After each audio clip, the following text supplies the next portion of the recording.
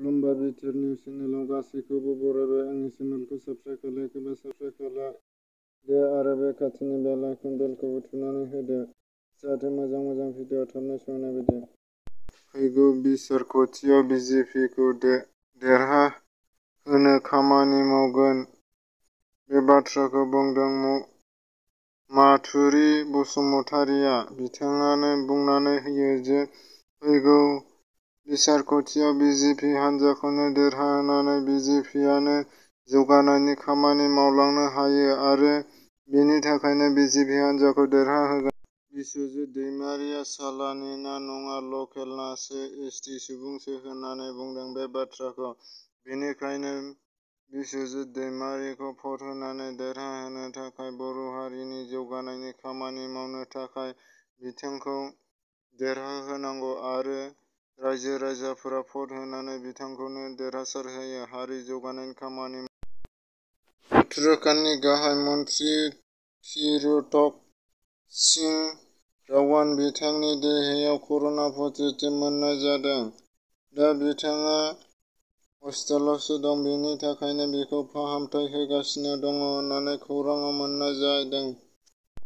मोखां बिजाबाव भाइरेल जानाय गांसे हकिम होनाय फोरमायथि बिलाइयाव गोदान हाथियार दैग्रा NFAP नि मुं होनाय जादों। नाथाय मोखां बिजाबाव भाइरेल जानाय हकिम होनाय फोरमायथिया NLFP आफादा लिरदोंना लिराखै दासिमबो जेबो रोखा मिन्थिनो मोनाखै आरो फोरमायबो होनाय जायाखै।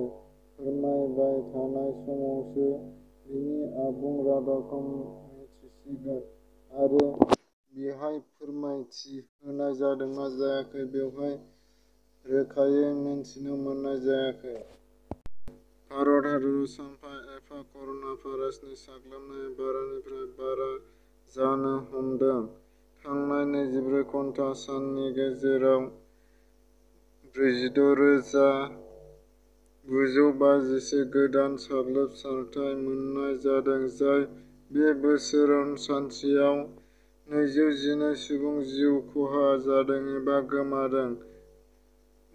दानि जुगाव कर'ना जानाया गोरलै जाहैबाय। बेखायनो बयबो सांग्रां थानायानो गाहाम जागोन। कर'नानि थाखाय सांग्रां जानाया मोजां। धेमाजि जिल्ला खौसेथि बर' सुबुं लोगो आफादगिरि जनराम ब्रह्मआ खौरांगिरिनि सिगाङाव सानजारि सानजा नोगोरनि बर' सुबुंफोरखौ गामि गामि थांनानै बिजेपि राजखान्थि हान्जानो भट होनो थाखाय खावलायदों।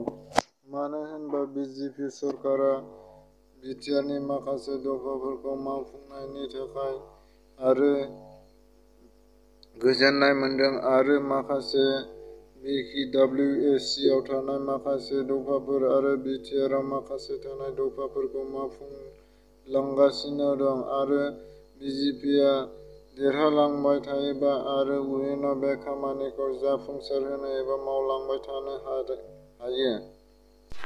23 नं गसाइगाव LACनि सिङाव थानाय गसाइगाव टाउननि सिङाव इउपिपिएल राजखान्थि हान्जानि मोनसे इलेक्सन स्टियारिं मावफुलि बेखेवदों। बे हाबाफारियावनो 23 नं गसाइगाव LACनि बिजाथि समन्त नार्जारिया। बिथाङा बाहागो लानानै बेसेन गोसा बिबुंथि लाखिनायजों लोगोसे खौरांगिरिफोरनि सिगाङाव बुंथियो दि खमैब्लाबो 80,000 भट मोननानै देरहासार जानो हागोन होननानै बिबुंथि लाखियो आरो खौरांगिरिफोरनि सिगाङाव बे बाथ्राखौ बुंनानै होयो।